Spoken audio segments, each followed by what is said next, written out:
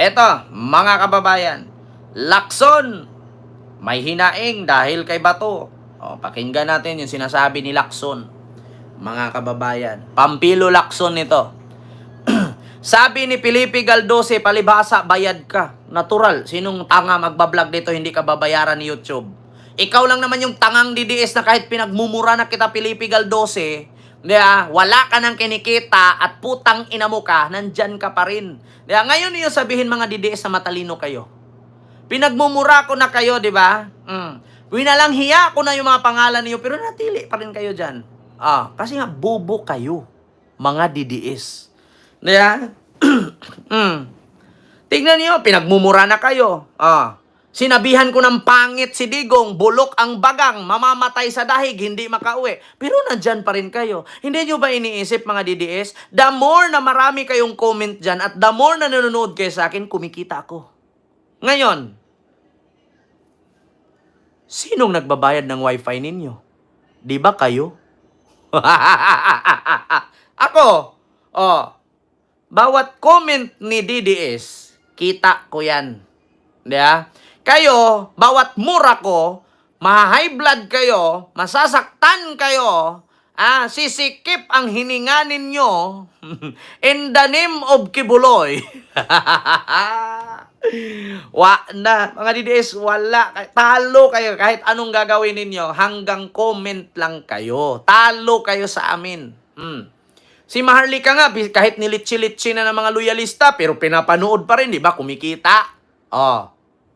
Walang talo sa amin, mga DDS. Ito. Dito tayo mga kababayan, kay Pampilo Lacson. Ito na. Alam nyo ang sabi ni Pampilo Lacson dito kay Bato. Kahapon, binira ni Leila de Lima si Bato. Ang sabi ni Leila de Lima, Representative Leila de Lima, si Bato nagpipiling abogado, ang mga knowledge na nakuha niya lang ay galing lang naman sa staff, sa mga staff niya. Huwag kasi magpipiling abogado at dapat manahimik na lang kasi wala naman talaga siyang alam sa batas. Ngayon, si Pampilo Lacson, ito na naman. Imposible naman, ang pinaparinggan ni Pampilo Lacson dito ay si Chis Escudero. Malamang sila dalawa ni Bato. Eto. I would like to believe na ang may karapatan lang mag-move on to dismiss sa case, ang defense panel. Tandaan ninyo ito mga kababayan. Saan ba kayo maniniwala? Sa mga senador na batikan o mga senador na baguhan? Malamang dito ako makikinig sa mga batikang senador. Bakit? Alam na kasi nila, kasi ilang beses na sila paulit-ulit yan sa Senado at ilang batas na ang kanilang naipasa. Si Bato, si Bongo, si Robin, 2 beses pa lang yan nandyan. Sabi ni Pampilo Lacson, ni Soto, sino pa? Ni Gatchalian, ni Pimentel, ni Risa Hontiveros, ito ang sabi. I would like to believe na ang may karapatan lang mag-move to dismiss sa case ng impeachment ang defense panel. Kasi saan ka nakakita ng judge na nag-move to dismiss? Uupo kang senator judge, meron ka ng prejudgment, di mo pa nakikita ang evidence, meron ka ng judgment na gusto mong i-dismiss ang kaso. Di ba, Bato? Narinig mo ito? Nakita mo ito, Bato? Baka naman Bato, hindi mo pa naintindihan ang sinabi ni Pampilo Lacson. Palibhasa kasi Bato Ang alam mo kasi, pakikipaggera sa China, hindi ka naman sumugo doon. Kung tutuusin nga, si Pampilo Lacson, bago naging chief PNP yan, 3-star. Ikaw, 1-star, naging 4-star agad. Sabi ni General Torre. Baste, lingon-lingon din pag may time. Yung tatay mo nga, nag-promote ng 1-star general, nagiging 4-star agad ako, kailangan kong tumalo ng 3 ranggo bago ako mag-PNP chief. Tagumpay. Tagumpay na doble ang sakit na pobrilmahin ni Sara. Ma'am Gracious Grace and kay Sir Joel C. sa Siresa Force. Ayan, maraming salamat po sa inyo dyan. So ito, ayon kay Senator-elect Pampilo Lacson, tanging ang defense panel lamang at hindi ang mga senator judge ang may kapangyarihang kumilos para ibasura ang impeachment case laban kay Sara. Ito ay mahalagang paalala sa proseso ng impeachment na isang seryosong mekanismo ng ating saligang batas para panagutin at ang pinakamataas na opisyal ng pamahalaan. Sa prosesong ito, ang mababang kapulungan or House of Representative ang nagsisilbing taga-akusa o prosecutor, habang ang Senado ang naging silbing hukuman o impeachment court. Kaya naman, ang mga senador ay tinatawag na senator judge, hindi upang manguna sa depensa o proteksyon, kundi upang makinig, magsuri at magpasya based sa ebidensya sa batas. Ang defense panel ay siyang may tungkuling depensahan ang inakusahan at maghain ng mga musyon kabilang ang pagbasura ng kaso kung kinakailangan. Sa madaling salita, hindi pwedeng gamitin ng sinumang senator judge or senador ang kanilang posisyon para agad na tablahin ang kaso. Kailangan igalang ang proseso dahil dito nakasalalay ang integridad ng ating demokrasya. Sa panahong maraming katanungan ang lumulutang, mas mahalaga ang malinaw, katarungan at katuwirang pagtalakay sa katotohanan, hindi ang madaling pagtatanggol o pagkondina. Di ba? Mga kababayan, tama ba ako? Oh, hukom lang kayo, upo lang kayo doon. Manood at makinig lang kayo sa ilalatag na ebidensya ng Congress. Dahil sa nasilip nilang korupsyon kay Sara. Tapos ngayon, kayo na yung naging judge. Pinangunahan nyo na. Katulad dito, mga kababayan. Katulad dito, pakinggan natin. Si Attorney Miel Santa Maria. Ito mga kababayan, pakinggan natin si Attorney Miel Santa Maria para maliwanagan kayo. Ngayon, former FEU Institute of Law Dean and Law Professor sa Ateneo, UST at PLM, Attorney Mel Santa Maria. Attorney Santa Maria, magandang gabi po sa inyo at maraming salamat po sa oras. Bisayo, Pinky. Meron ho bang kapangyarihan ang Senado na magbasura ng impeachment complaint? Para maibasura ang impeachment complaint, dalawa ang katanungan na dapat sagutin. Tandaan natin, ang Articles of Impeachment ay inihain na noong February 5, 2025. Nag-attach na ang jurisdiction. So ang mga tanong, una, ang tatanong ng mga senador dapat, nangyari ba o ginampanan ba, nagawa ba ang mga paratang na sinasabing ginawa ni VP Sara? Nangyari ba? Nag-e-exist ba? Yan ang unang tanong.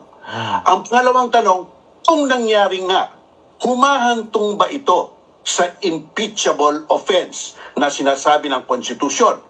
Kung ang sagot sa una ay hindi nangyari, basura na yan. Pero kung ang sagot sa una ay oo, nangyari. So ang susunod na tanong, impeachable offense ba ito? At kung ang sagot ay oo, convicted. So, titignan natin yung mga parameters na yon. Hindi ka agad-agad pwedeng ibasura ang inihain ng Articles of Impeachment. Dapat magkaroon ng paglilitis at paghahatol. Kasi sabi ng ating konstitusyon, ang katangi-tanging ahensya ng gobyerno na maglilitis at maghahatol sa isang impeachment ay ang Senado. Dapat gampanan nila yung mga trabaho o tungkulin na iyan bago sila magbasura. Tandaan natin, Pinky, basta sinabi mong to try and decide. To try. Magsusuri ng ebidensya, titignan ng mga testimonya, titignan ng mga koneksyon ito. At pag-decide, sigatol. Kung may ebidensya, convict. Kung walang ebidensya, acquit. Yun po So, ang yun attorney, mangyayari. yun po yung talagang nakasaad sa 1987 Constitution na ilang beses na pong pinag-uusapan, Article... Di ba? Attorney na yan. Professor at den pa. Yun ang totoo, Chis Escudero. Yan ang totoo. Tandaan ninyo din ito sa university. Nagtuturo ito sa mga abogado. Tapos ngayon, ginawa ninyo ganyan? Litisin. Sabi nga ni Kiko Pangilinan, kung may ebidensya, conviction. Kung kulang sa ebidensya, acquittal. At sabi naman ni Luke Espiritu, hindi po acquittal ang habol ng mga Duterte sa impeachment. Ang habol nila, mabasura ang impeachment para hindi makalkal at malaman ng taong bayan kung ano ang koneksyon nila sa mga sindikato sa Pilipinas. Yan yung mga drug money, droga, koneksyon sa ganito, koneksyon sa ganyan. 'Di ba? Yun ang totoo. Tuloy! Section 4, Section 5, Section 6 ng 1987 Constitution. Ito po ang nangyayari po ngayon sa Senado, meron pong, alam niyo naman po ito, yung sinasabing draft resolution na nanggaling mismo sa opisina ni Senator Ronald Bato de la Rosa. Basically, ang sabi po dito, dismiss de facto. Ibig sabihin, kailangan na daw i-dismiss itong kasong to dahil wala na pong oras. Dahil itinakda ang presentation of articles of impeachment ng June 11 and thereafter ang panunumpa ng mga senators bilang senator judges. Ang sabi po dito sa draft resolution, wala na pong oras. At somehow, sa pagkaalala ko po, ay it violated also the right of the respondent for a speedy trial dahil nga sa salitang forthwith. Ano po ang masasabi niyo dito? Unang-una doon sa violation of speedy trial. Okay? Tandaan natin na madami namang kasong inihain sa Korte Suprema ang sinasakdal. So hindi mo masasabing nagkaroon ng pagdidelay o pag-aantala sa pagdinig sa kasong ito. At ngalawa, ang proseso ay nangyayari ngayon sa ating senador. Nakikita natin ang bangayan dyan. May puntong isa, may punto dito, so may due process. So yung deprivation of speedy trial, wala yon. Pwede mo nang itapon yon. Pangalawa, yung sinasabing resolution na ginawa ni Senator Bato, ultra vires yun. Walang base yun. Sapagkat hindi mo makikita sa konstitusyon na pwede silang, by way of resolution, tanggalin na lang ang jurisdiction ng Senado sa impeachment trial. At walang base sapagkat sa mismong rules nila ng impeachment, wala namang ganyan. So, ang magtanong ng bayan, saan mo nakukuha ang kakayahan o kapangyarihan na gumawa ng resolution na yan? Wala naman yan sa konstitusyon. Okay, so Bato, narinig mo ba to? Saan ka kumuha ng kapal ng mukha? Saan ka kumuha ng kakayanan? At saan mo yan galing? Iwala naman sa Philippine Constitution yung resolusyon na de facto, impacto, maligno, kamputang inang dipuga ka. Wala yan sa resolusyon, Bato. Narinig mo si Attorney Mel Santa Maria? Saan mo daw yan galing? Saan mo daw yan nakalkal? Sa biringan? Ano man yan sa rules ninyo? wala po sa Constitution ang inyo pong sinasabi, Attorney Mel, no? At wala din po sa rules ng Senado. But, if sabihin po natin, meron po mag-file ng resolution bago po ang June 13 sinidie, at this will be tackled and magkaroon po ng boto, at manalo po yung, meron pong majority, at least 13, na sinabing kailangan ibasura na ito, coming from that resolution, supposed to be coming. Ma'am Angelita Marcos Almundia, maraming salamat po ma'am sa yung $10 super sticker. Thank you so much po ma'am. From the office of Senator Bato de la Rosa. Ang sabi po ni Senate President Chis Escudero, plenary is supreme. At kung meron pong magtatanong at magko-question dito, ay mag-question na lang daw sa Korte Suprema. Yan na nga ang mangyayari. Sapagkat bilang Senado, pwede nilang gawin ang gusto nilang gawin. Kaya lang ang pinakatanong, ito bang gagawin nila ay ayon sa ating saligang batas? Ito ba ay ayon sa mga limitation na tinatakda ng ating saligang batas? Kasi kung hindi ayon at ultra vires at walang base, ang tawag dyan, grave abuse of discretion.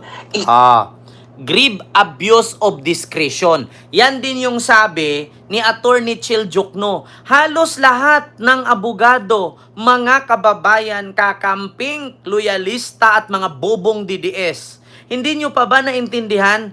Halos lahat ng abogado sa buong bansa, puro reaction, grave of discretion. Hindi nyo pa ba yan na-gets? Kumbaga, kung nililitis at kung ano yung salaysay mo sa pulis, record, yun din ang salaysay mo sa husgado, at yun din ang salaysay mo sa complaint. Pag nagmatch yung tatlo, ibig sabihin, kulong ang sinampahan mo. Di ba? Lahat ng halos abogado, halos lahat-lahat, iisa lang ang sinasabi. Grave of discretion. Di ba? Pag-abuso sa Philippine Constitution. Hindi nyo pa ba yan naintindihan, mga DDS? Baka sabihin nyo pa, Kent, kakain tayo kay Diwata ng pares. Bakit, Kent? Kasi, ang pares ni Diwata, maraming sahog. Diba? Ang pares ni Diwata, malaki ang mangkok. Huwag tayong kumain sa pares ni Rosmar kasi walang sahog, maliit ang serving, at malayo. Pero ano ang kapareho nila? Pares pa rin sila. Pareho silang pares. Ayaw mong kumain kay Rosmar bukod sa malayo, maliit ang serving, makunti ang sahog. Doon ka kay Diwata kasi malapit, malaki ang sahog, marami ang sahog, malaki ang serving. Anong pinagkaiba doon? Pareho lang naman pares yun, tangina. Hinulog doon, walang hugas-hugas na karne, doon diretso sa pakuluan. At minsan pa nga, yung kaldero nila na hinahaluan, nahuhulugan ng bareya. Walang pinagkaiba, pares pa rin. Hindi nyo ba naintindihan yan, mga DDS? Ganon ang reaksyon ng mga abogado sa Pilipinas.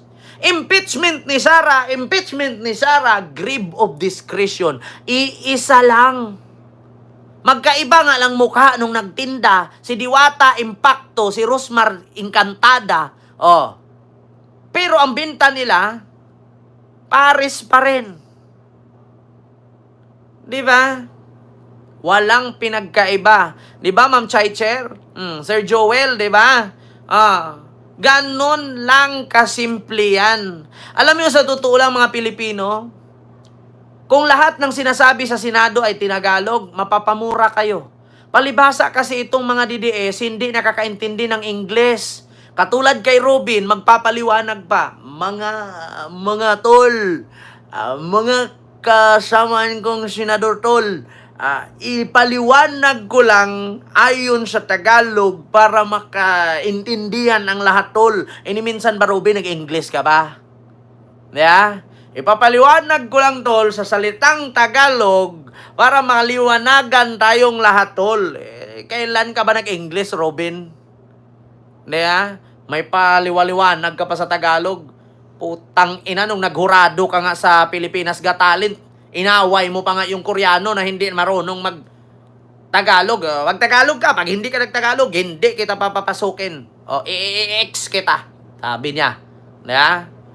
Diyos ko. Pareho lang yan, mga DDS.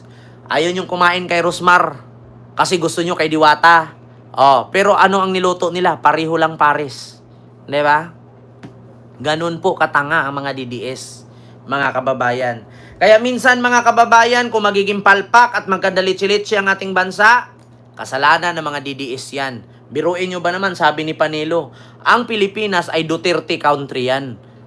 Pero, itong Duterte country, mga bobo at uneducated po talaga sila. Pakinggan ninyo, ha?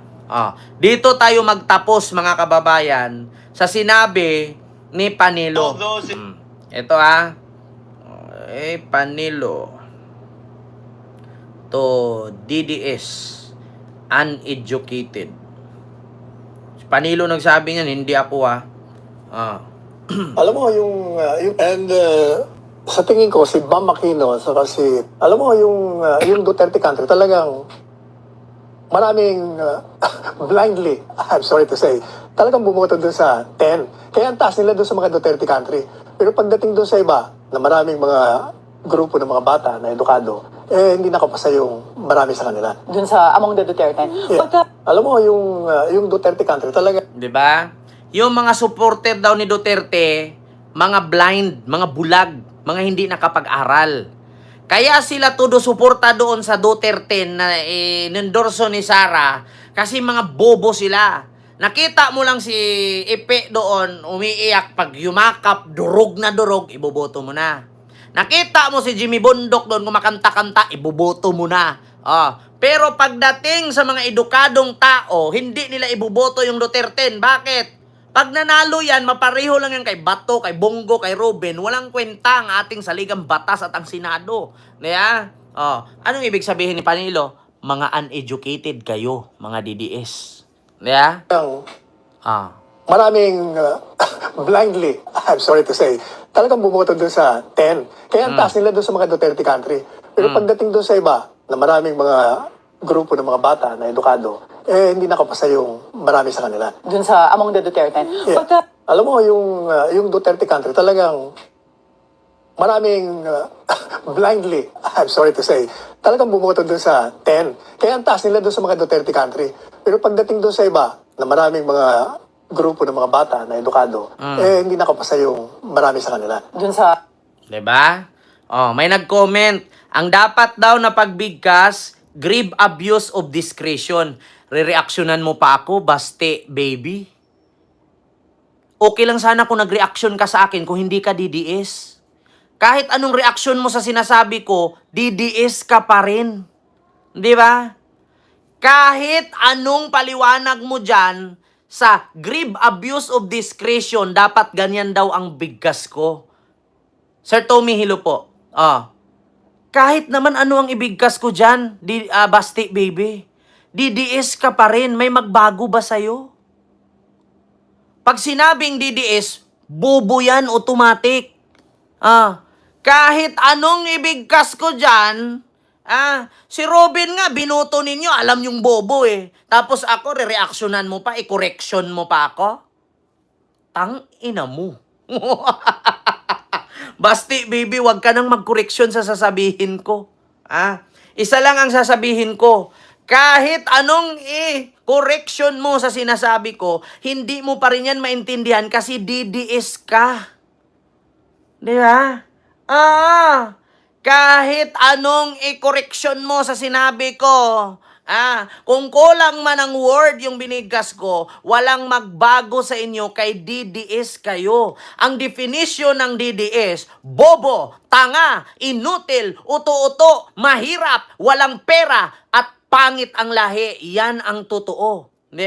Hindi nyo nga alam anong meaning ng DDS eh. Davao Death Squad. Sa madaling salita, Davao drug shipment. Tapos sigaw ka ng sigaw, DDS ka, putang ina mo. Nag-DDS ka pa.